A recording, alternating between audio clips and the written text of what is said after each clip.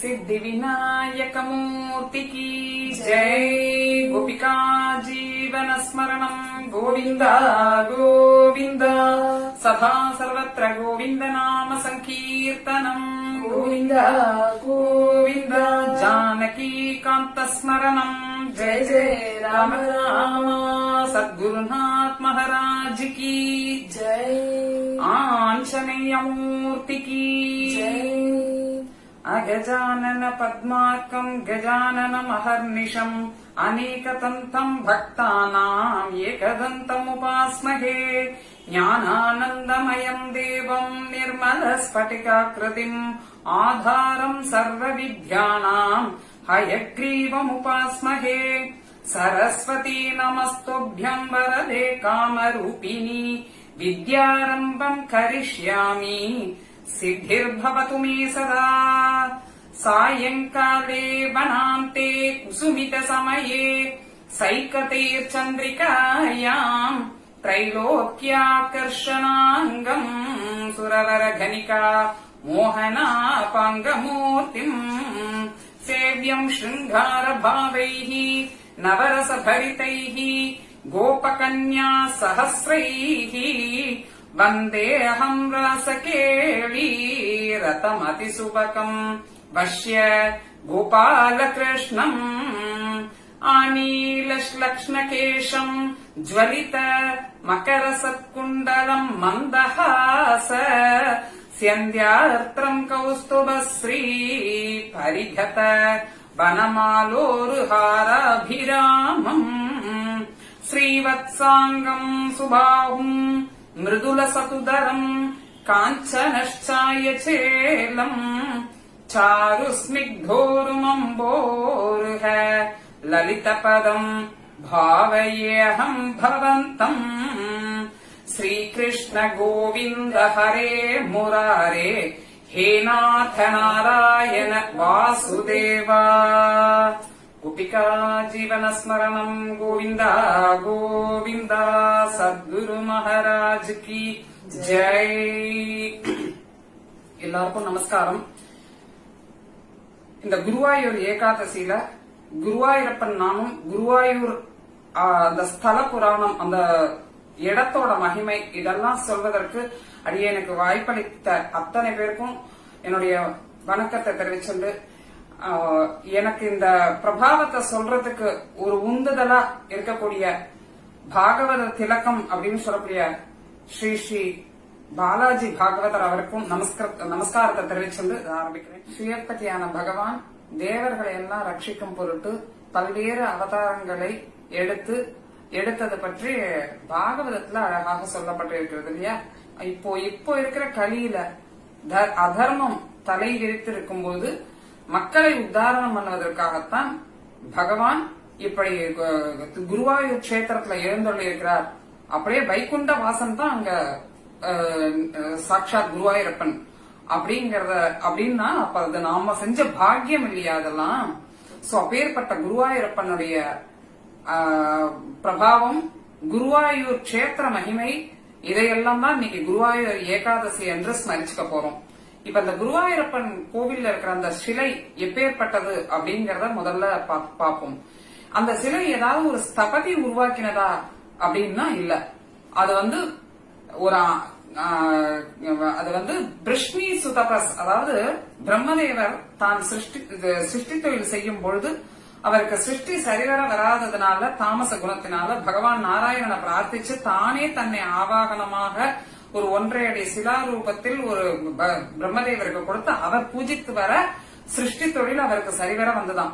அதற்கு பிறகு ஸ்வயம்புவ மன்வந்தரத்துல பிருஷ்ணி சுதபஸ் அப்படிங்கிற தம்பதிகளுக்கு பிள்ளை பேர் வேண்டி சுதபஸ் பகவான் நாராயணனை பிரார்த்திச்சு 12 நாள் உபவாசம் எல்லாம் இருந்து பாலினால் ஆக்கப்பட்ட அன்னங்களை எல்லாம் செய்து அதையே சாப்பிட்டுக் கொண்டு நாராயண நமோ பகவதே நாராயணாய வாசுதேவாய அப்படிங்கிற மந்திரத்தை சொல்லி விடாமல் பகவான ஸ்மரிச்சதன் பேரில் பகவான் ஆவிர்வாவம் ஆனால் அந்த சுதபஸ் முன்னாடி. அப்போ பகவான் கிட்ட தனக்கு பிள்ளை வேணும் அப்படின்னு கேட்க நினைச்சவ பகவான் வந்திருந்த அந்த சுந்தர மூர்த்திய பார்த்தாராம் சுதபஸ்.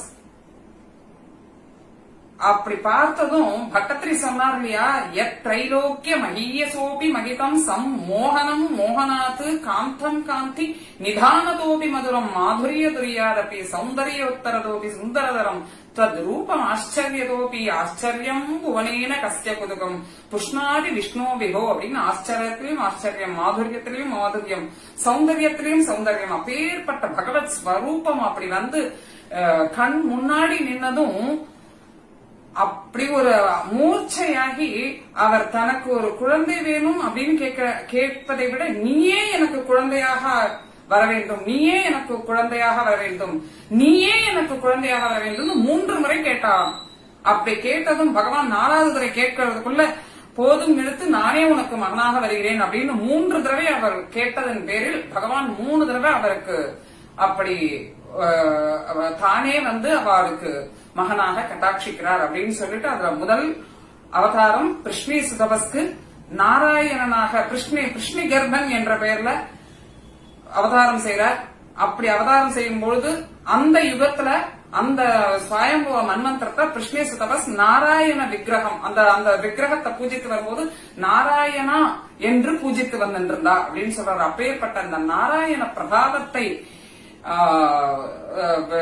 நமக்கு ஒரு அழகான பாட்டின் மூலம் பிரீத்தி அவர்கள் கொடுக்க இருக்கார்.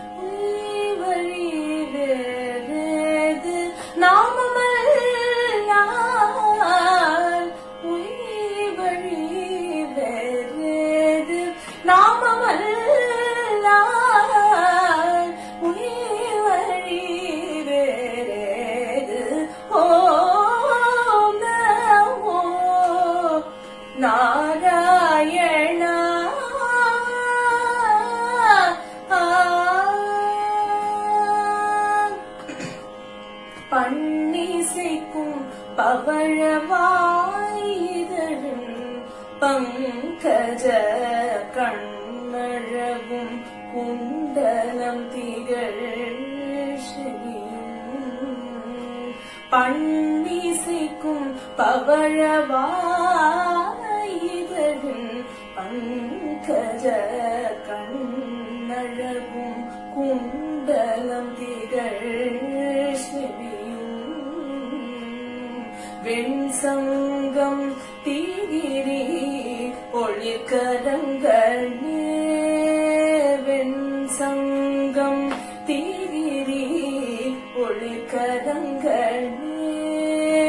தன் துளபம் தவழ் மார்பில் மின்னும் மூப்புரினோளும்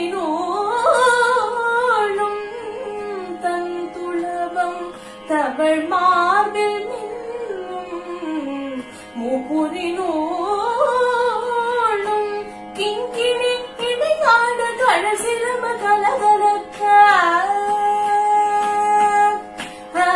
கிங்கிணி இடைக்காட கடசிலம கலகலக்க மண்ணிடை வைக்குண்ட அப்பன் தரும் காட்சி தனை கிங்கிணி இடைக்காட கடசிலம கலகலக்க மண்ணிடை வைக்குண்ட அப்பன் தரும் காட்சி கண்டதொரு களிப்போடு பண்பாடி கொண்டாடி கரம் குவிந்து மெய்யுருகி என் திசையும் எதிரொலிக்க ஓம் நமோ நாராயணா என்று உள்ளூருக உரைத்திடு நாளே.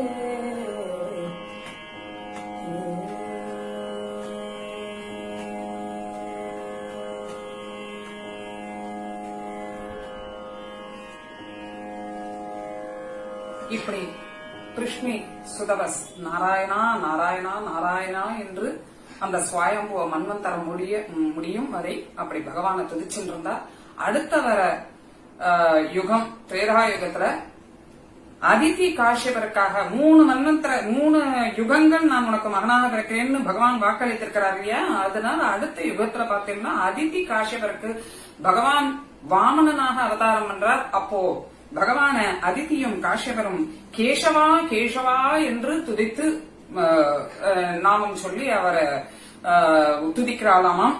அதுக்கு அடுத்த வந்த துவாபர யுகத்துல வசுதேவ தேவகி தம்பதிக்கு பகவான் கிருஷ்ணனாக அவதாரம் செய்யும் போது மாதவனாக அவனை துதிக்கிறார்கள் அப்படின்னு சொல்லி ஒரு யுகத்திலையும் பகவானை எப்படி துதிக்கிறார்கள் சொல்லும் பொழுது இததான் ஆண்டாள் சொல்லியிருக்காராம். நாராயணனே நமக்கே பரிதருவான் அப்படின்னு ஆரம்பிச்சு கடைசி இதுல பார்க்கும்போது வங்கக்கடல் கடைந்த மாதவனை கேசவனை என்று சொல்றார் இல்லையா. இதுதான் நாராயணா மாதவா கேசவான்னு 3 யுகங்கள்லயும் பகவான் கிருஷ்ணராக அதுக்கு அடுத்த பிறவி எடுத்தார் இல்லையா. துவாபர யுகத்துல கிருஷ்ண அவதாரம் தான் வந்து அவதார காரியம் முடிந்ததும் பகவான் அந்த விக்கிரகத்தை தான் பூஜித்து வந்த சிறைச்சாலையில கூட அந்த பூஜை அந்த விக்கிரகத்துக்கு இருந்த துளசி தளத்தால அர்ச்சிச்சுதான் வந்துட்டு இருந்தாராம் கிருஷ்ணனாக பகவானே. அப்படியான அந்த விக்கிரகத்தை கிருஷ்ணாவதாரம் முடிந்து தான் வைகுண்டம் எழுந்தலும் அப்படிங்கும்போது அதற்கு அடுத்ததாக வரக்கூடிய கலியுகத்துல மக்களை உத்தாரணம் பண்றதுக்கு இந்த விக்கிரகம் பெரிதும் உதவியாக இருக்கும் என்று உத்தவர் கிட்ட அந்த விக்கிரகத்தை கொடுத்துவிட்டு இன்றிலிருந்து 7 நாட்களுக்குள்ள பிரளயம் வரப்போது பிரளயத்திலிருந்து இந்த விக்கிரகத்தை காப்பாற்றும்படியாக அந்த உத்தவருக்கு ஆணையிட்டு விட்டு பகவான் வைகுண்டம் எழுந்தினார். அவர் சொன்னபடியே 7 நாட்கள் கழித்து நல்ல 7 கடலும் பொங்கி ஜலப்பிரவாகமா ஆகி பிரளய ஜலத்துல உத்தவரும் மனுஷர் தானே, அதனால அப்படியே தவிக்கிறாராம். பிரளய ஜலம் அப்படியே கழுத்து வரைக்கும் நிறைஞ்சொடுத்து அந்த பிரளய ஜலத்துல. அப்போதான் ஆகாசத்தை பாக்குற. ஆகாசத்துல பார்க்கும்பொழுது உத்தவர் மேல குரு ப்ரஹஸ்பதியும் வாயு தேவரும் சஞ்சாரம் பண்ணிட்டு இருக்கா. அப்போ அவ கிட்ட அந்த உத்தவர் இந்த கையில வச்சுட்டு தவிச்சுட்டு இருக்கிற அப்பேற்பட்ட அந்த அஞ்சனக்கல் பாதாள அஞ்சனக்கல்னு சொல்லக்கூடிய வைகுண்டத்திலேருந்தே எழுந்திருக்கிற அப்பேற்பட்ட அந்த விக்கிரகத்தை குரு பகவானும் வாயு பகவானும் பார்த்து தான் அதை எடுத்து அப்படியே அந்த பிரளய காலம் முடியும் வரை அடுத்த யுகம் வரத்துக்கு எத்தனையோ கோடி வருஷங்கள் இருக்குமா. ஒரு யுகம் முடிந்து அடுத்த யுகம் வருவதற்கு பல வருடங்கள் இருக்கும். அந்த பல வருடங்கள் அவரை பூஜித்து வந்து அப்படின்னு சொல்றாரு. அது என்ன சாதாரண காரியமா? தினப்படிக்கு நாம வந்து ஒரு பகவானுக்கு ஆராதனை பண்ணி ஒரு நைவேத்தியம் சமர்ப்பிக்கிறதுங்கிறத எவ்வளவு பெரிய விஷயமா இருக்கு இல்லையா நமக்கெல்லாம். இத்தனைக்கும் பகவான் அதை அருந்துவது கூட கிடையாது. நமக்கே தான் நாமே தான் அதை பூஜித்து விட்டு நாமே தான் எடுத்துக்கிறோம். அப்படி இருக்க அந்த குரு பகவானும் வாயு பகவானும் பல கோடி வருஷங்கள் அடுத்தது கலி வர வரைக்கும் அந்த விக்கிரகத்தை அவளே அதற்கு நிவேதனம் பண்ணி பூஜித்து அப்படி ஆராதிச்சுட்டு வந்துட்டு இருக்காளாம். அப்படி மேல் லோகத்திலேயே அப்படி சஞ்சாரம் பண்ணிட்டு அப்படி ஆராதிச்சு பண்ணிட்டு இருக்கா. அப்போ பகவான் அவ பூமியில இருந்து அந்த களி அந்த ஜல பிரளயம் முடிந்து களி ஆரம்பிக்கிற சமயத்துலதான் நல்ல புல் அது எப்படி தெரியறது அப்படின்னு சொன்னா அந்த ஜலம் எல்லாம் அடங்கி அதுக்கப்புறம் புல் பூண்டு அதுல இருந்து ஆரம்பிச்சு எறும்பு ஈ அப்படின்னு ஒரு ஜந்துக்கள் விலங்குகள் பட்சிகள் இதெல்லாம் ஒன்னொன்னா வர ஆரம்பிக்கிறது பூமாதேவி பூமியில. அதுக்கு அடுத்தது மனிதர்கள்லாம் வர 6 அறிவு படித்த மனிதர்கள்லாம் பிறக்கிறார்கள். பிறந்ததும் அவளுக்கு ஒரு தர்மங்கள் அப்படின்னு வரும்பொழுது பார்த்தா ஒன்னொன்னா தர்மம் அப்படியே நிலைக்குலைய ஆரம்பிக்கிறது. இப்போதான் இத பிரதிஷ்டை பண்ணினா அவளுக்கு உதவும் அப்படின்னு நினைக்கிறா. அப்படி நினைக்கும் போது பிருகஸ்பதியும் குரு பகவானும் வாயு பகவானும் இத ஒரு நல்ல இடத்துல பிரதிஷ்டை பண்ணி ஆகணுமே, எங்க பண்ணலாம் அப்படின்னு நினைச்சுட்டு வரலாம். அப்போதான் அவளுக்கு தெரியறது பாரத தேசம் எங்கேயோ இருந்து எங்கேருந்தோ பிரதிஷ்டை பண்ணி அந்த விக்கிரகத்தை கொண்டு வந்தது அல்ல. அது எந்த ராமகிருஷ்ண பரமஹம்சர், மத்வாச்சாரியார், ஆதிசங்கரர் இவாள்லாம் பாதத்தை அப்படியே பேர்பட்ட மகான்கள் இல்லையா, அவாள்லாம் பாதம் பதிச்சு அந்த புண்ணியமாக்கின அந்த புண்ணிய பூமி பாரத தேசம்னு சொல்லக்கூடிய நம்ம தேசத்துக்கு அப்படியே இமயமலையிலேருந்து அப்படியே சஞ்சாரம் பண்ணி அப்படியே கீழே இறங்கி வராலாம். வந்தா அப்படியே அழகா காடுகள் நிறைந்த இடம், பசுமையான இடம். அந்த நாராயண சரஸ் அப்படின்னு சொல்ற குளம் இருக்கு இல்லையா, அந்த எப்பேற்பட்ட அது நாராயண சரஸ் தீர்த்தம் அப்படின்னா பிரச்சேதசுகள்லாம் பல கோடி வருஷங்கள் ருத்ரகீதைய ஸ்மரிச்சுட்டு இருந்த பேர்பட்ட ஒரு அழகான ஒரு பிரதேசம் இல்லையா. அந்த இடத்துக்கு அப்படி எடுத்துட்டு வரும் பொழுதே பார்த்தா பூலோகத்திலிருந்து ஒரு குரல் வருதான், இங்க எடுத்துன்னு வாங்கோ, இங்க பிரதிஷ்டை பண்ணுங்கோன்னு. யாருன்னா சாட்சாத் பரமசிவனும் பார்வதியுமே குரு பகவானும் வாயு பகவானையும் நோக்கி இப்படி ஒரு விஷயத்த சொல்ல அவ உடனே அந்த இடத்துல இறக்கி லோக குரு இல்லையா பரமேஸ்வரன், அவர் ஆக்ஞப்படி அங்கதான் கொண்டு வந்து அழகான அந்த நாராயண சரஸுக்கு அருகிலேயே அந்த இடத்தை ஒட்டியே அந்த சரச ஒட்டியே இந்த அழகா இத பிரதிஷ்டை பண்றாலாம். அப்ப தேவதைகள்லாம் ஆரவாரம் பண்ணி ரொம்ப ஹாப்பி ஆறா அப்படிங்கறதெல்லாம் தெரியறது. அப்போ அந்த விக்கிரகத்துக்கு ஒரு பெயர் வைக்கணுமே, என்ன பெயர் வைக்கலாம் அப்படின்னு நினைக்கிறாளாம். அந்த நாராயண அதாவது பகவான் பார்வதியும் பரமசிவனும் தான் அவருடைய ஆக்கியப்படி அந்த கோவில் பிரதிஷ்டை செய்யப்பட்டதுனால இன்றும் நாம குருவாயூர் கஷேத்திரம் போனா பக்கத்திலேயே தான், அங்கேயே ஒரு 1.5 கிலோமீட்டர் தூரத்துல மம்மியூர் அப்படிங்கிற இடத்துலதான் பரமசிவன் பார்வதி அங்க எழுந்தொள்ளிருக்கிறார்.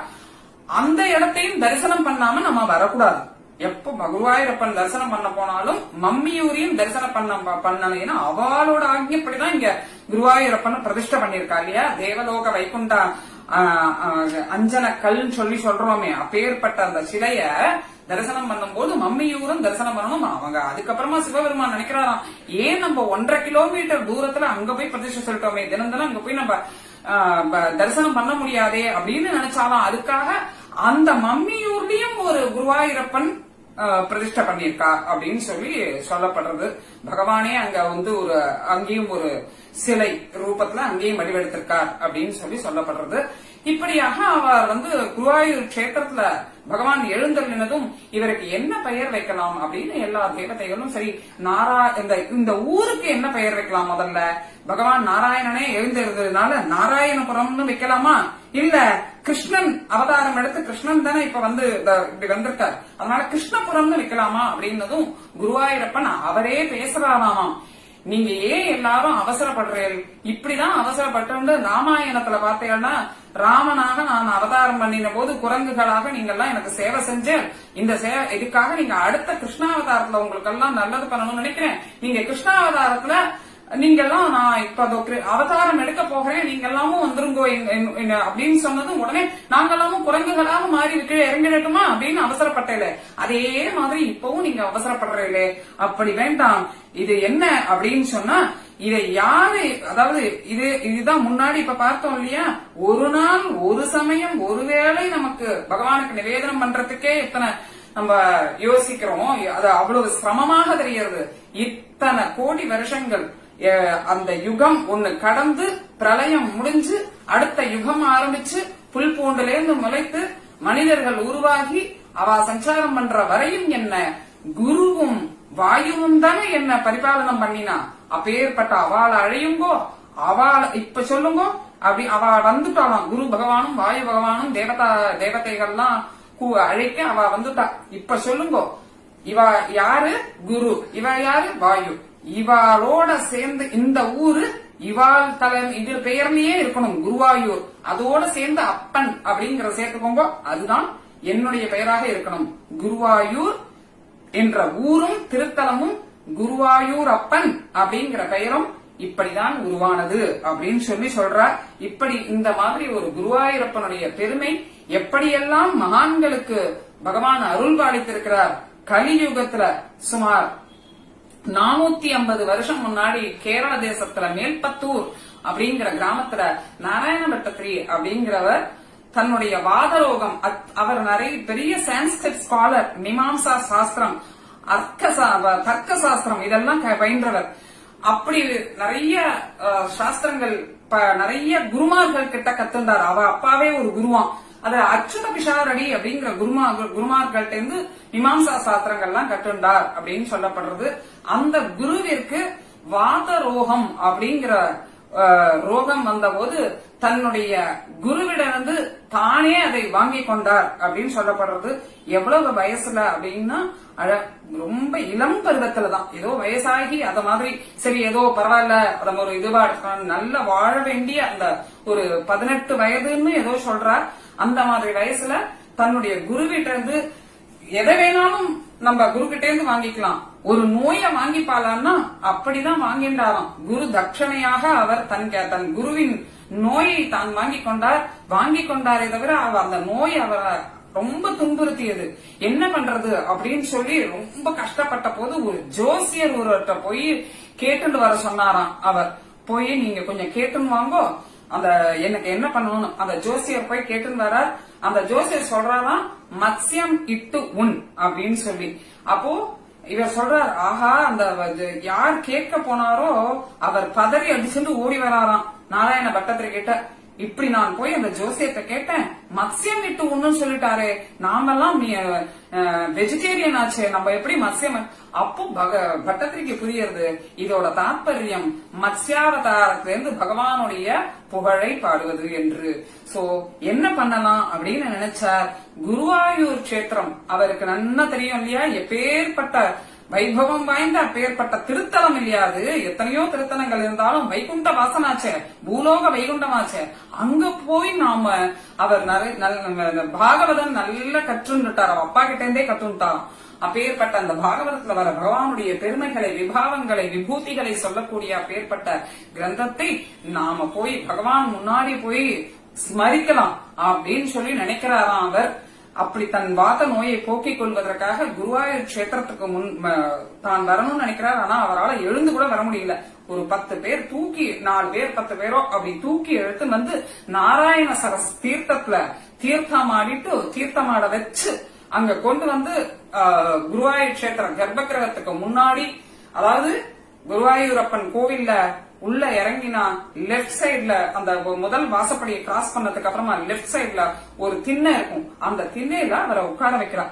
அப்படி உள்ள திண்ணையில உட்கார்ந்ததும் அவர் அப்படியே குருவாயூரப்பனை எட்டி பார்க்கணும்னு நினைக்கிறாராம். பாக்குறார். ஆனா அவருடைய வாதரோகத்தினால ரொம்ப சாய்க்க முடியல. அப்போ பகவான் குருவாயூரப்பனை பார்த்து சொல்றான், குருவாயூரப்பா நான் சொல்லணும்னு வந்துட்டேன், உன்னுடைய நாமத்தை பிரபாவத்தை ஸ்மரிக்கணும்னு வந்துட்டேன். ஆனா உன் திருமுகத்தை பார்த்துட்டே சொல்லணும்னு ஆசையா இருக்கு. எப்படி ராமாயணத்துல ராமன் வந்து தன்னுடைய ராமாயண லீலைகளை லவகுஷால் சொல்லும் பொழுது தலையசைத்து கேட்டாரோ, நீயும் அத மாதிரி உன் பிரபாவத்தை சொல்றதுக்கு தானே நான் இங்க வந்திருக்கேன், கொஞ்சம் இப்படி தலை அசைச்சுதான் என்ன கொஞ்சம் பாரு அப்படின்னு சொன்னதும், கல்லு தானே இப்பதானே கொஞ்சம் வருஷம் முன்னாடி தானே கலியுகத்துல தானே நம்மள வந்து எப்படியும் பகவான் அப்படிலாம் கலியில நடந்து பாரானா அப்படிலாம் கூட நம்பிக்கை வச்சு பகவான ஸ்மரிக்கிற வாழ்க்கை பகவான் பல இப்படியெல்லாம் கூட அருள் பாலிக்கிறாருங்கிறத இங்க இதுல பாக்குறோம் பாருங்க. அதாவது அங்க பகவான் ஒரு ஸ்லோகத்தையும் பட்டத்திரி ஸ்மரிக்க ஸ்மரிக்க தலை அசைச்சு அன்கையாவது ராமாயணத்துல 24 ஸ்லோகம் 24,000 ஸ்லோகத்துக்கு 24,000 தடவை தான் தலையாட்டியிருப்பார். இங்க நாராயண பட்டத்திரி சொல்ல சொல்ல சொல்ல ஒவ்வொரு ஸ்லோக முடிவிலும் இப்படி பாகவதத்துல சுகர் பரீட்சத்துக்கு சொன்னது உண்மையா என்று கேட்க கேட்க அந்த சுகர் பரீட்சத்துக்கு சொன்னது பகவானுடைய திருவிளையாடல்கள். இங்க ஆனா எப்படின்னா direct conversation Bhattathiri to Guruvayurappan. So ஒரு ஸ்லோக முடிவிலையும் இப்படி நடந்துதாமே பாகவதத்துல, இப்படி நீ திருவிளையாடல் புரிஞ்சியாமே, இது உண்மையா அப்படின்னு கேட்க பகவான் ஆமாம்னு தலையசைச்சு அங்கீகாரம் பண்ணினதுனாலதான் இன்று கூட அந்த நாராயணியம் அப்படிங்கிறது எவ்வளவு பிரசித்தமா இருக்குன்னா உலகம் எங்கும் பிரசித்தமாயி எல்லாரும் நாராயணத்தை ஸ்மரிக்கிறார். The essence of Narayaneeyam is the presence of Guruvayurappan அப்படின்னு அந்த குருவாயூரப்பனுடைய புகழ ஒரு பாட்டின் மூலம் அனுபவிக்கலாமா?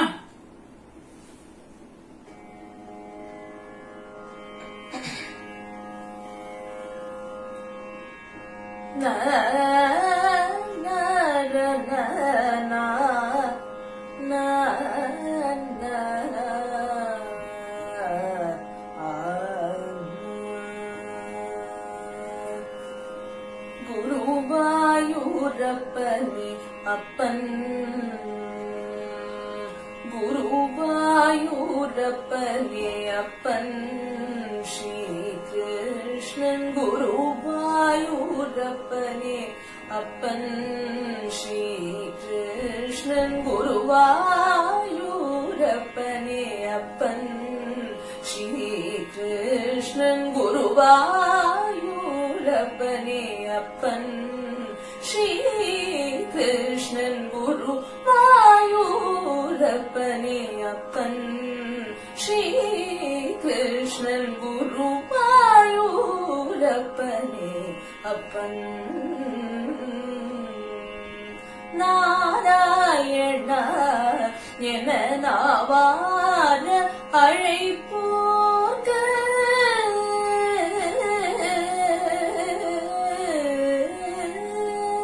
நாராயண என நாவார அழைப்போர்க்கு நாராயண என நாவார அழைப்போர்க்கு நாராயண என நாவார அழைப்போர்க்கு நாராயண என நாவார அழைப்போர்க்கு வரும் இடத்து வீர்த்து வாஞ்சையுடன் காக்கும், வரும் இடத்து வீர்த்து வாஞ்சையுடன் காக்கும், வரும் இடத்து வீர்த்து வாஞ்சையுடன் காக்கும், வரும் இடத்து வீர்த்து வாஞ்சையுடன் காக்கும் குருவாயூரப்பனே அப்பன். மிழிகட்க மூதூட்டும் எழில் திருமேனி, விழிகட்க மூதூட்டும் எழில் திருமேனி, அருவமனம் துடிக்கும் பாலதிரு உருவம், விழிகட்க மூதூட்டும் எழில் திருமேனி, தழுவமனம் துடிக்கும் பாரதிரு உருவம், முழுமதி முகம் திகழ் அருள் விழி சுடர்கள், முழுமதி முகம் திகழ் அருள் விழி சுடர்கள், முழுமதி முகம் திகழ் அருள் விழி சுடர்கள், அழைக்கும் அன்பர் கருளும் மணிமலரினையும், அழைக்கும் அன்பர் கருளும் அடிமலரினையும், முன்னம் யசோதை மைந்தனாய் வந்தவன், முன்னம் யசோதை மைந்தனாய் வந்த இன்று நமக்கிரங்கி இங்கு எழுந்தருளி, முன்னம் யசோதை மைந்தனாய் வந்தவன் இன்று நமக்கிரங்கி இங்கு எழுந்தருளி, பாலனாய் உவனாய் பாலிக்கும் தெய்வமாய் பரவச நிலை காட்டும் பரம புருஷனாய் பாதனாய் உகனாய் பாலிக்கும் தெய்வமாய் பரவச நிலை காட்டும் பரம புருஷனாய் குரு வாயூரப்பனே அப்பன் ஸ்ரீ கிருஷ்ணன் குரு வாயூரப்பனே அப்பன்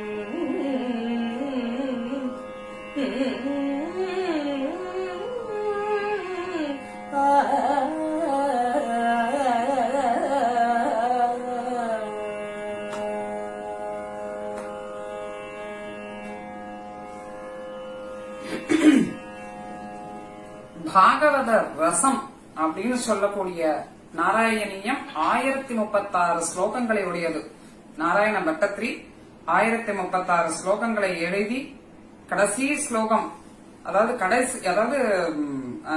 100வது தசகம், ஒரு தசகத்துக்கும் 10 ஸ்லோகம் மூலம் ஒரு சில அத்தியாயத்துல 12, 13 அப்படி இருக்கும். அது மாதிரி அக்ரே பஷ்யாமி தேஜோ அப்படின்னு சொல்லி 100வது தசகத்துல அவர் ஆரம்பிக்கும் போதே அவருக்கு வைகுண்ட தரிசனம் கிடைத்து அதை முடிக்கும் போது வாத ரோகமும் நீங்க பெற்றார். அப்பேற்பட்ட ஒரு பிரசித்தமானது அப்படி நாராயணியம், அந்த குருவாயூரப்பன் மகிமை அப்படின்னு சொல்லப்படுறது.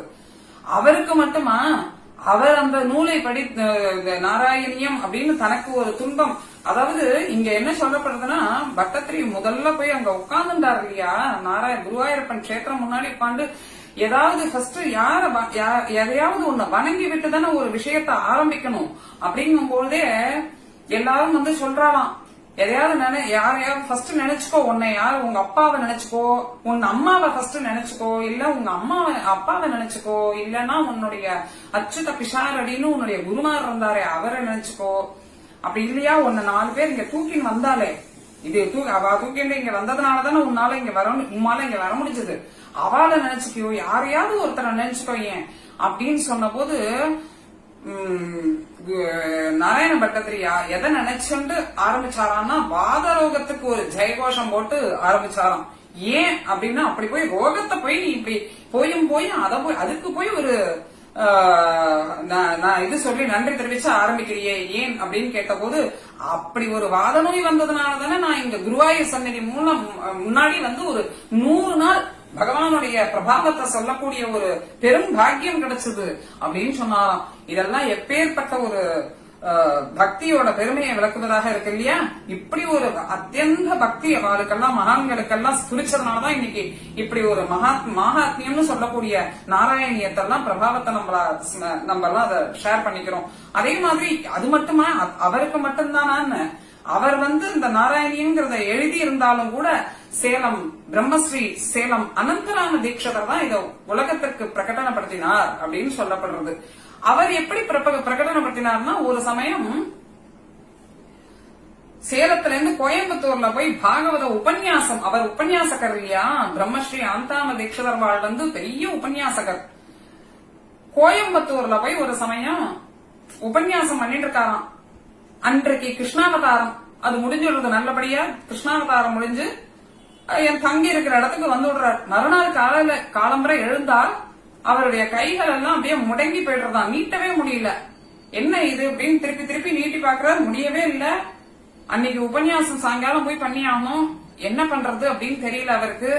அப்படியே பயங்கர வருத்தம், மன வருத்தம், வேதனை, என்ன பண்றது கை விளங்கல்லையேன்னுட்டு அப்பதான் பக்கத்துல ஒரு மூதாட்டி 93 வயதான மூதாட்டி சொல்றாளாம், நீர் எந்த வாகனத்தில் வந்தேலோ அதே வாகனத்துல இங்கேருந்து ஒரு 1.5 மணி தூரம் 2 மணி நேரம் தான் ஆகும் குருவாயூர் கஷேத்திரம். அங்க போய் இந்த குருவாயூரப்பன் சன்னதியில ஒரு தரிசனத்தை பண்ணிட்டு வாங்க, உங்களுக்கு சரியாயிடும்.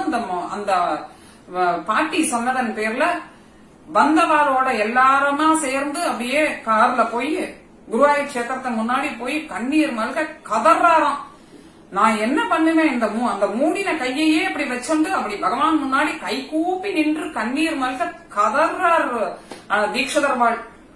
அடுத்த க்ஷணமே பார்த்தா அவருடைய கை மெல்ல மெல்ல மெல்ல மெல்ல மெல்ல விரிஞ்சுதான். ஆனந்தம்னா சொல்ல முடியாத ஆனந்தம். இப்படி கூட கலியுகத்துல ஒரு தெய்வமா அப்படின்னு இனி இதுக்கப்புறம் நான் எங்கெங்கெல்லாம் உபன்யாசம் பண்ணுவேன், உமது நாமத்தை சொல்லிவிட்டுத்தான் நான் அதுக்கப்புறம் நான் குருவாயூரப்பனுடைய மகிமையை தான் முதல்ல சொல்ல போறேன் அப்படின்னு சொன்னவர் அங்கேருந்து உபன்யாசம் எல்லாம் முடிஞ்சு திருப்பி சேலத்துக்கு வந்து புக்கு தானே அந்த நாராயணியத்தோட 1036 ஸ்லோகம் தான் மட்டும் எழுதல. இதுல ஒரு விசேஷம் என்னன்னா பாகவதத்துல ஜடபரத சரித்தம் அப்படின்னு ஒரு ரொம்ப முக்கியமான சரித்தம் அத நாராயண பட்டத்திரி எழுத விட்டுட்டார். தனக்காக தான் விட்டிருக்கார், அந்த பாக்கியத்தை எனக்காக விட்டிருக்கார் அந்த மகான் அப்படின்னு தெரிஞ்சுட்டு பிரம்மஸ்ரீ அனந்தராம தீட்சிதர்வால் அதையும் ஒரு 3 அத்தியாயத்துல 30 ஸ்லோகமாக கூட இப்ப எவ்வளவு ஆச்சு அனந்தராம தீட்சிதர் புக்ல போய் பார்த்தீங்கன்னா 1066 ஸ்லோகம் இருக்கும். அப்படியாக நாராயணியத்தை லோகத்துக்கு பிரகடனப்படுத்தி கூடவே அத நிறைய இப்பவும் பாத்தீங்கன்னா பெரியவாள்லாம் நம்மளுடைய ஆத்துல இருக்கிற பெரியவாள்லாம் சொல்வா அனந்தராம தீட்சிதர்வாள் குரல்ல கேட்கறதுதான் ஆனந்தமே நாராயணியத்தை அப்படின்னு சொல்ற அளவுக்கு லோகத்துல பிரகடனப்படுத்தினவர் அப்படின்னு சொன்னா பாத்தீங்கன்னா அனந்தராம தீட்சிதர்வாள். அதே மாதிரி பாத்தீங்கன்னா செம்பை பாகவதர் அப்படின்னு சொல்வா இல்லையா, ரொம்ப பெரிய விசேஷமான ஒரு சங்கீத வித்வான் அவர்.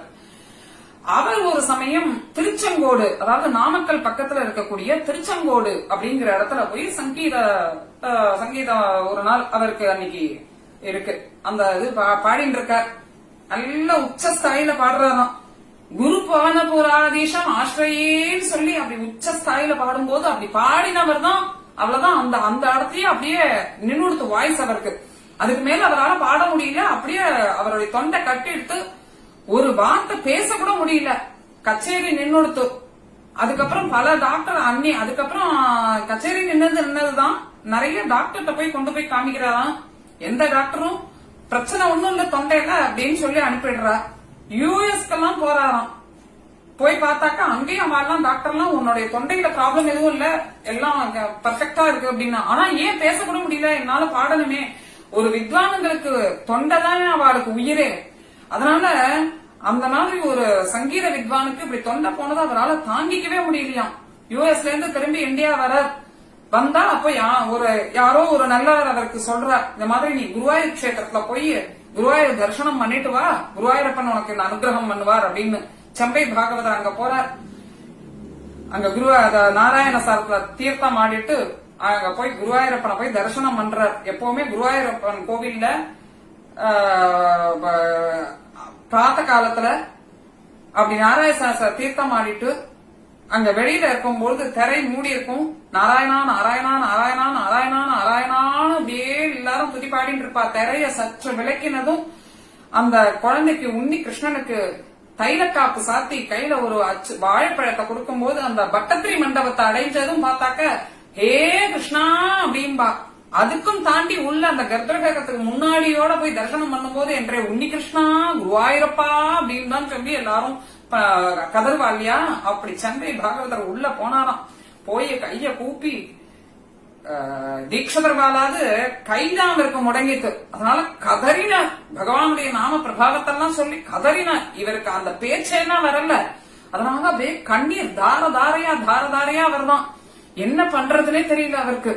அப்படி பகவான இப்படி என்னுடைய தொண்டையை இப்படி பண்ணிட்டே இருக்கு, நான் என்ன பண்ணணும்னு தெரியலையே, என்னுடைய தொண்டை தானே எனக்கு பலமே, இப்படி ஆயிடுத்தே, உன்னை விட்டா எனக்கு யாரு கத்தி கொடுப்பான்னு சொல்லி அப்படியே கண்ணீர் மல்க கதறார். கண்ணீர் மல்க நிக்கிறார். பார்த்தானா எந்த உச்சஸ்தாயில குரு பவன புராதீசம் ஆசிரியேன்னு நிறுத்தினாரோ அந்த குரல், அந்த உச்சஸ்தாயி குரல் எடுத்த அந்த நிறுத்தின இடத்துல இருந்து இப்ப எடுத்து அப்படியே பாட ஆரம்பிச்சுட்டாதான். அவரே அறியல, பாடிட்டார். அந்த கீர்த்தனைய பாடி முடிச்ச பிறகு அவரே ரியலைஸ் பண்றார், யாஹா நமக்கு குரல் வந்துட்டா அப்படின்னு சொல்லி அவர் ரியலைஸ் பண்றாராம். அப்படி அந்த செம்பை பாகவதர் தமிழ்நாட்டில இருந்து 2 பேர் சேலம் அப்பேற்பட்ட அனந்தராம தீட்சிதர்வால் இப்படி செம்பை பாகவதர் இன்றும் செம்பை பாகவதற்கு அப்படி ஒரு குரல் வந்ததுக்கு அப்புறமா அந்த ஊர்ல கேரள தேசத்துல எப்படி தியாகராஜ ஆராதனை அப்படின்னு சொல்லிட்டு திருவையாறுல நடக்குமோ, இன்றும் அங்க மார்கழி மாசத்துல செம்பை ஆராதனை, செம்பை பாகவதர் ஆராதனை அப்படின்னு சின்ன குழந்தை எல்லாம் நிறைய அந்த செம்பை பாகவதரோட பாட்டுகள் எல்லாம் பாடுறது அப்படின்னு சொல்லி சொல்வா. அப்பேற்பட்ட பகவான் திருக்கட்டாட்சம் பண்ணி அப்படி லோகத்துல அவ்வளவு கட்டாட்சங்கள் அத்தனை பேருக்கு அருள் பாலித்திருக்கிறார். அவர் ஆசிரியிச்சுட்டவாளுக்கு எந்த ஒரு விக்னமும் இல்லாம எல்லாவித நலன்களையும் கொடுக்கிறார் அப்படின்னு சொல்லப்படுறது. அப்பேற்பட்ட நாராயண கிருதி ஒண்ணு இப்ப நம்ம பிரீத்தி பாட கேட்போம்.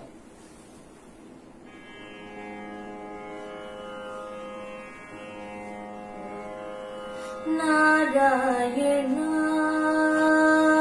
நாராயணா ನಾರಾಯಣ ನಿನ್ನ ನಾಮದ ಸ್ಮರಣೆಯ ನಾರಾಯಣ ನಿನ್ನ ನಾಮದ ಸ್ಮರಣೆಯ ಸಾರಾಮೃತವು ಎನ್ನ ನಾಳಿಗೆ ಬರಲಿ ನಾರಾಯಣ ನಿನ್ನ ನಾಮದ ಸ್ಮರಣೆಯ ಸಾರಾಮೃತವು ಎನ್ನ ನಾಳಿಗೆ ಬರಲಿ ನಾರಾಯಣ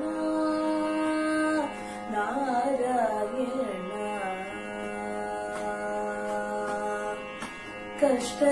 ಕಷ್ಟದಲ್ಲಿರಲಿ ಉತ್ಕೃಷ್ಟದಲ್ಲಿರಲಿ ಕಷ್ಟದಲ್ಲಿರಲಿ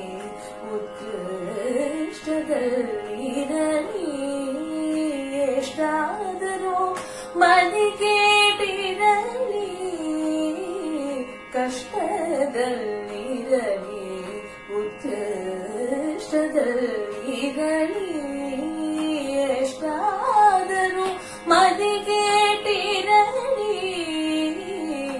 ಕೃಷ್ಣ ಕೃಷ್ಣ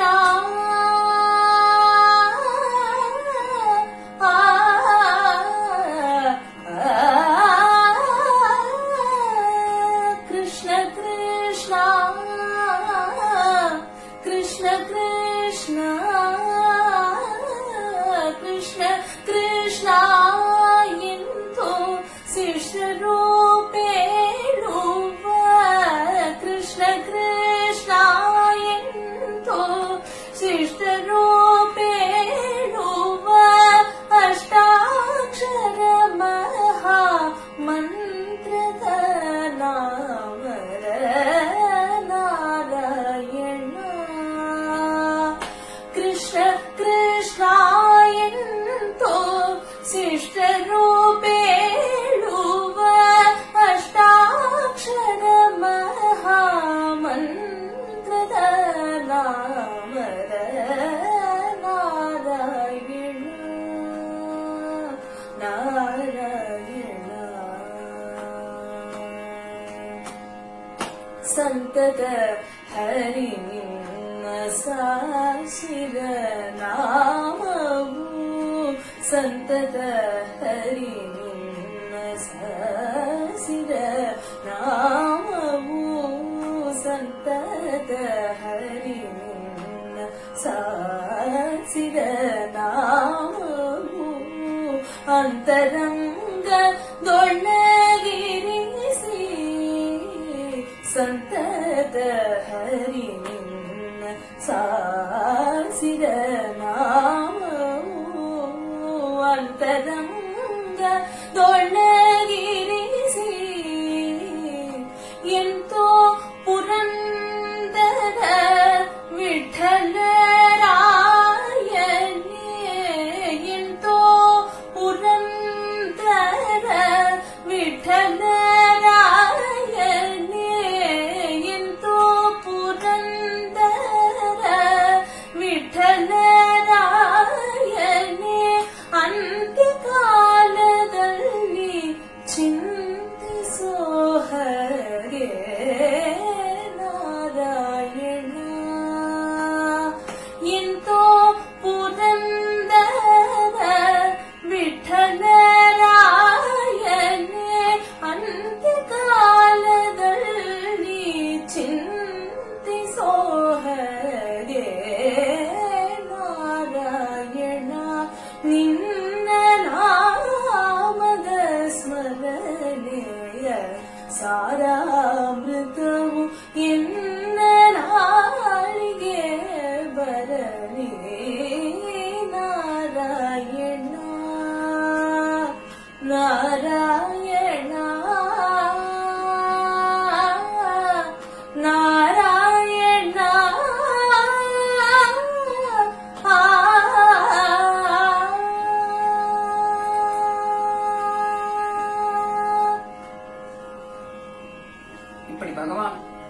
மனுஷர்களுக்கு மட்டுமா அருள் பாலித்திருக்கிறார்?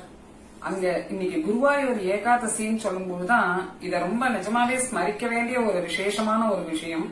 எப்படி கஜேந்திர ஆழ்வார் கஜேந்திர மோட்சம் கஜேந்திரனுக்கு பகவான் வைகுண்டத்துல அருள் பாலித்தார் அப்படின்னு சொல்லப்படுறது இல்லையா, மிருகங்களுக்கும் கூட பகவான் காருண்ய பூரி காருண்ய வேகாது அப்படின்னு பக்கத்திலேயே அப்படி கருடன் எப்படி இழுத்து கொண்டு அந்த ஒரு வேகம் காருண்ய வேகாது அப்படிங்கறதுக்கு பிரவச்சனக்காரெல்லாம் பல பிரமாணங்கள் சொல்வா. அப்படி ஒரு வேகம் அப்படின்னு சொல்லி பகவான் கட்டாட்சம் பண்ணணும்னு நினைச்சுட்டான்னாக்கா அவன் அப்படி ஒரு வேகத்துலதான் வந்து கட்டாட்சிக்கிறான் அப்படிங்கிறார்.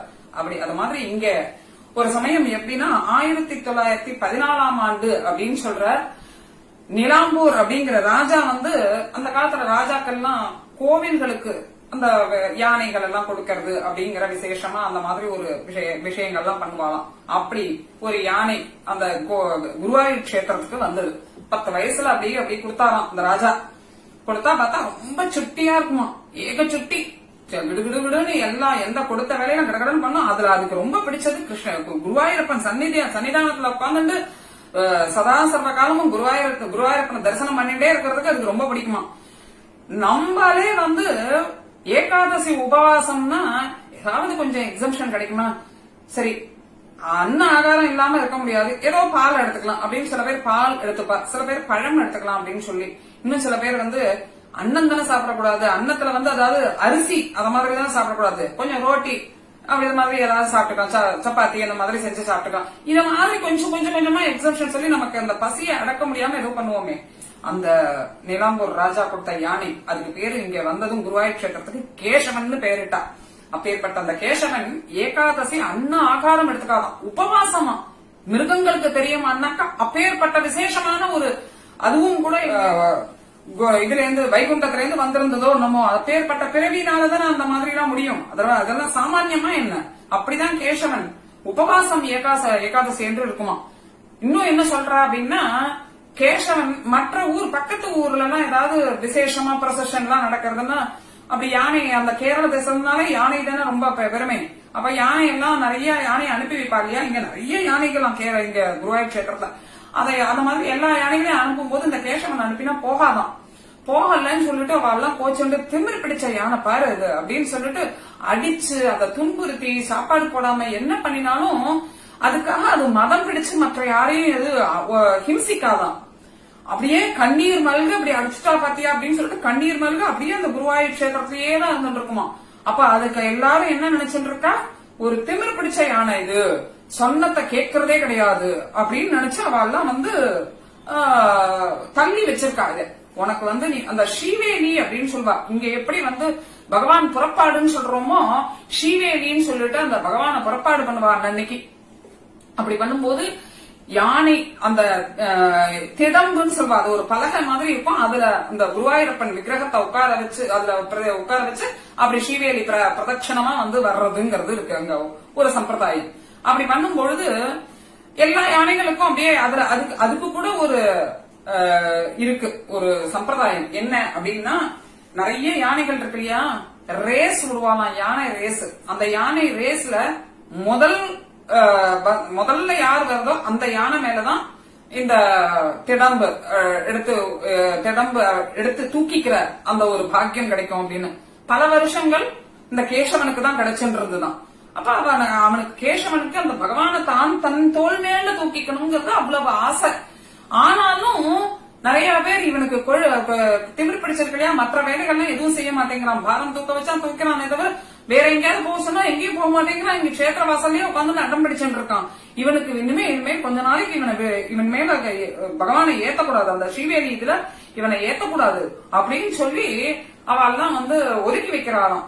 அப்பவும் அந்த யானை என்ன பண்ணிட்டு இருந்தா, அந்த கிரவுண்ட்ல அதுக்குன்னு ஒரு கொட்டகை கொடுத்திருப்பாளே அங்க உட்காந்து அப்படியே கண்ணீர் மல்க அப்படியே இருக்குமா. ஒரு நாள் இப்படிதான் எல்லாம் ஸ்ரீவேலி முடிஞ்சு எல்லாரும் அவ போய் சயனம், எல்லாரும் அவ நைட்டு போய் எல்லாரும் தூங்குறா. அப்ப இதுக்கு தூங்க வரல, பகவானையே நினைச்சு அழகு, நமக்கு அந்த பாக்கியம் கிடைக்கலையேன்னு நினைச்சு அழுதுன்னு இருக்கான்.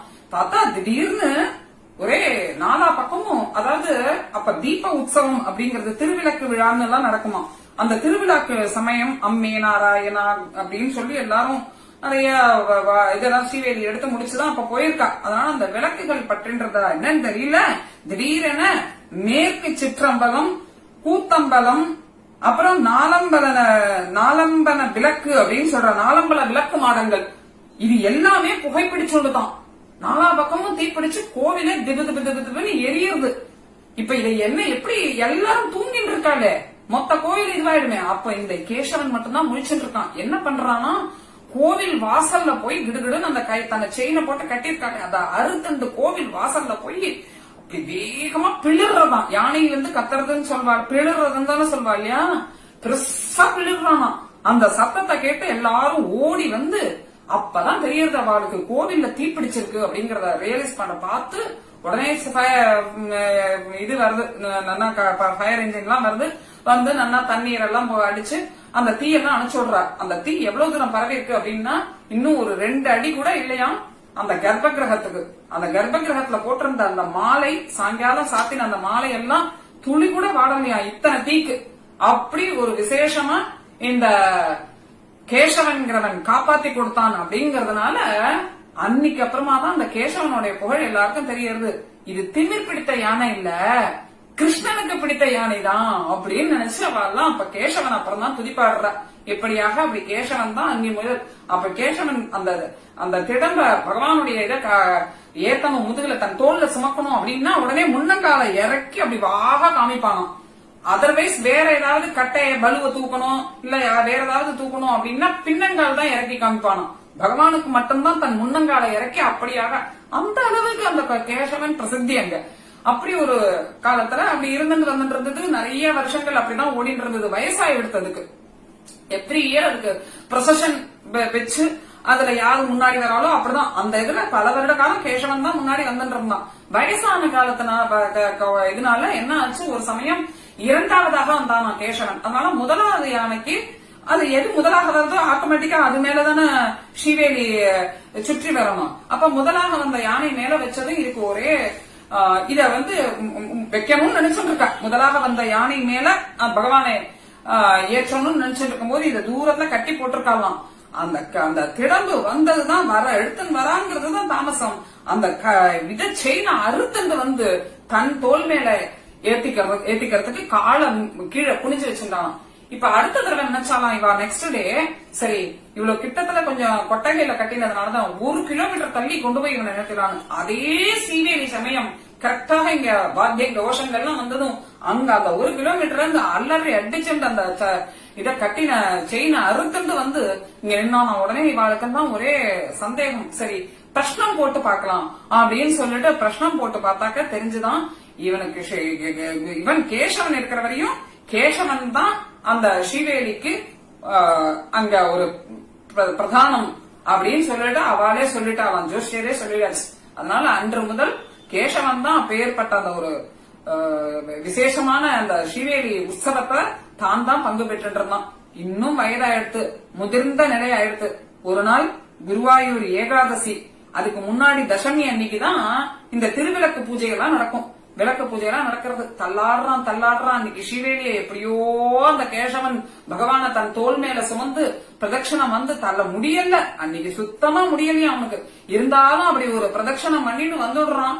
வந்து கேசவன் என்ன பண்றதான் அப்படி போய், அதாவது அங்கேயே அது தனக்கு அதுக்கு தெரிஞ்சு போயிடுதான். அது நான் இனிமே உயிரோட இருக்க போறதில்ல அப்படின்னு தெரிஞ்சதும் கோவில்ல சன்னிதானத்துக்குள்ள அது உயிரை விட்டது அப்படின்னா சம்பிரோக்ஷனம் எல்லாம் பண்ணணும், கும்பாபிஷேகம் எல்லாம் பண்ணணுமா. அதனால அத்தனை சமத்தா அது என்ன பண்ணிட்டான், வெளியில போய் கொஞ்சம் தூரம் தள்ளி அந்த ஒரு கிரவுண்ட் இருக்குமே அந்த இடத்துல போய் அப்படியே கிட்டத்தட்ட உங்களுக்கு பாத்தீங்கன்னா ஏகாதசி பொழுது விடியறதான். அந்த சமயத்துல அதிகால வேலை 3:30 மணி அளவுல தன்னுடைய தந்தத்தை அப்படியே மண்ணுல புதைச்சு அப்படி குருவாயூர் சன்னிதானத்தின் முன்னாடி தன் முகத்தை நீட்டி அப்படியே தன் உயிரை விட்டது அப்படின்னு சொல்வா. ஏகாதசி குருவாயூர் ஏகாதசி அன்னைக்கு தான் அது அப்படி உயிரை விட்டதாம். அதனாலதான் அதுக்கப்புறம் அதுக்கு கஜராஜன்னு பேரு. கேசவனுக்கு முன்னாடியே எல்லாரும் கஜராஜன்னு பேர் வச்சிருந்தா இல்லையா. அந்த கேசவன் போனாலும் கூட அவனுடைய எப்படி ஒரு ஜெஜாண்டிக்கா இருந்தாலும் அதே அளவுக்கு அங்க சிலை எழுப்பியிருக்காளாம். சிலை எழுப்பி இன்றும் குருவாயூர் ஏகாதசி என்று யானை பிரசஷன் நடக்குமா.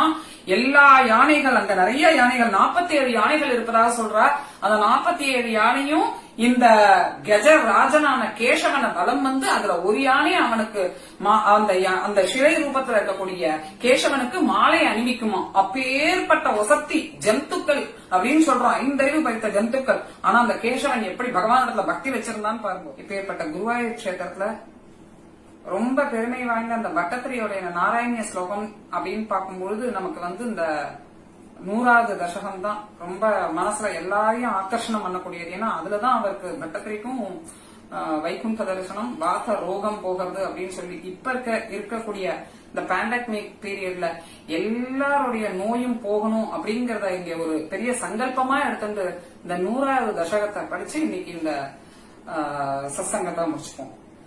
அக்ரே பஷ்யாமி தேஜோ நிபிடதரஜலா யாவலீலோபனீயம் பீயூஷா प्लावितोऽहम् तदनु तदुधरे दिव्यकैशोरवेशम् तारुण्यारम्भरम्यम् परमसुखरसा स्वादरोमाञ्चिताङ्गैः आवीतम् नारदाद्यैः विलसदुपनिषत् सुन्दरी मण्डलैश्च नीलाभम् कुञ्जिताग्रम् घनममलतरम् संयतम् चारुभङ्ग्य रत्नोत्तंसाभिरामम् वलयितमुदय चन्द्रकैः पिञ्चजालैः मन्दारस्रङ्निवीतम् तव पृदुकबरीभारमालोकयेऽहम् स्निग्धश्वेतोर्ध्वपुण्ड्रामपि च सुललिताम्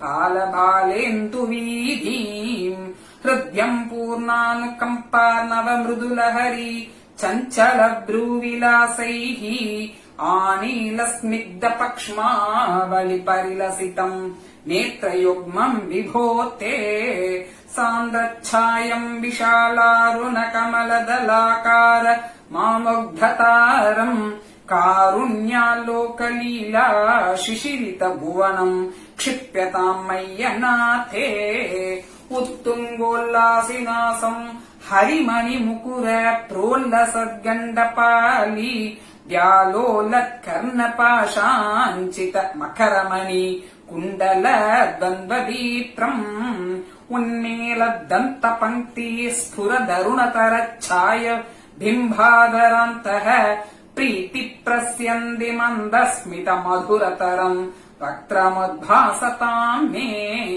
बाहुद्वन्द्वेन रत्नोज्ज्वलवलयभृता शोणपाणिप्रवालेन्नोपाताम् वेणुनालीम् प्रसृतनकमयूकाङ्गुली सङ्गशालाम् कृत्वा वक्त्रारविन्दे सुमधुरविकसत् रागमुद्भाव्यमानैः शब्दब्रह्मामृतैस्त्वम् शिशीतभुवनैः सिञ्च मे कर्णवीतीम् उत्सर्पत् कौस्तुभश्री ततिभिररुणितम् कोमलम् कण्ठदेशम् वक्षश्रीवत्सरम्यम् तरलदरसमोदि प्रहारप्रदानम् नानावर्णप्रसूनावली किशलैनीम् वन्यमालाम् विलोलल्लोलम्बाम् लम्बमानाम् उरसि तव तथा भावये रत्नमालाम् अङ्गे पञ्चाङ्गराकैः अतिशय विकसत् सौरभाकृष्ठलोकम् लीनानेकत्रिलोकी विततिमपि कृशाम् बिभ्रतम् मध्यवल्लीम् शक्राश्मन्यस्त तप्तोज्ज्वल कनकनिपम् पीतचेलम् दधानम् ध्यायामो दीप्तिरश्मी स्फुटमनिरशना किङ्किनी मण्डितम् त्वाम् ऊरू चारू तवोरू घनमसृणरुचौ चित्तचोरौ रमायाः विश्वक्षोभम् विशङ्क्य ध्रुवमणिशमुभौ पीतचेलावृताङ्गौ आनम्राणाम् पुरस्तान्यसनधृत समस्तात्तपाली समुद्गच्छायम् जानुद्वयम् च क्रमपृतुलमनोज्ञे च जङ्घे निषेवे मञ्जीरम् मञ्जुनादैरिव पदभजनम् श्रेयैत्यालपन्तम् पादाक्रम् भ्रान्तिमज्जत् प्रणतजनमनो मन्दरोद्धारकूर्मम् उत्तुङ्गादाम्रराजन्नकरहिमकर ज्योत्स्नया चाश्रितानाम् सन्तापद्वान्तहन्त्रीम् ततिमनुकलये मङ्गलामङ्गुलीनाम् योगीन्द्राणाम् त्वदङ्गेषु अधिकसुमधुरम् मुक्तिभाजाम् निवासो भक्तानाम् कामवर्षद्युतरुकिसलयम् नातते पादमूलम् नित्यम् चित्तस्थितम् मे पवनपुरपते कृष्णा कारुण्यसिन्धो कृत्वा निःशेषतापान् प्रदिशतु परमानन्दसन्दोहलक्ष्मीम् अज्ञात्वा ते महत्त्वम् यदिह निगदितम् विश्वनाथक्षमिताः स्तोत्रम् चैतत्सहस्रोत्तरमधिगतरम् तत्प्रसादाय भूयाद् देतानारायणीयम् श्रुतिषु च जनुषा स्तुत्यता वर्णनेन स्फीतम् लीलावतारैः इदमिह कुरुताम् आयुरारोग्यसौख्यम् इदमिह कुरुताम् आयुरारोग्यसौख्यम् इदमिह कुरुताम् आयुरारोग्यसौख्यम् सान्त्रानन्दावबोधात्मकम् अनुपमितम् कालदेशावधिभ्याम् निर्मुक्तम् नित्यमुक्तम् निगमशतसहस्रेण निर्भास्यमानम् अस्पष्टम् दृष्टमात्रे पुनरुरु पुरुषार्थात्मकम् ब्रह्मतत्त्वम् तत्तावद्भाति साक्षात् गुरुपवनपुरे हन्तभाग्यम् जनानाम् श्रीहरये नमः। गोपिका जीवनस्मरणम् गोविन्द गोविन्द। श्री பொன்னு குருவாயூரப்பனே சரணம், ஆனந்த சின்மயனே சரணம், ஸ்ரீ சோட்டானிக்கரை பகவதி அம்மையே சரணம், நாராயணா அகில குரு பகவன் நமஸ்தே. இப்படி பகவான் நாராயண பட்டத்திரி ஆயுர் ஆரோக்கிய சௌக்கியத்தை கொடுத்தா நான் என்ன பண்ணுவேன், மறுபடியும் போகங்களை அனுபவிக்கிறதுக்கு இல்லையா, திருப்பி நான் உடனே சாந்திரா ஆனந்தாக போதாத்மகம் அனுபமித்தம்னு ஆரம்பிச்சிருவேன்னு சொன்னாராம். அதனாலதான் அந்த ஸ்லோகத்தையும் சொல்லி நம்ம இன்னைக்கு முடிச்சோம்.